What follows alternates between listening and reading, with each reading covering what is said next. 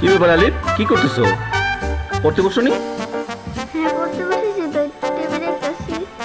আবার পড়তে বসবো। পড়তে বসবো মানে এখনই পড়তে বসো? তুমি পড়া লাগে স্যার, টিভি দেখতেছো কি জন্য? এই টিভি বন্ধ করো। তুমি মাত্রই জানো? দেখতে আসছি। হ্যাঁ, একটু দেখি, আবার রেখে দেবো। রেখে দিব মানে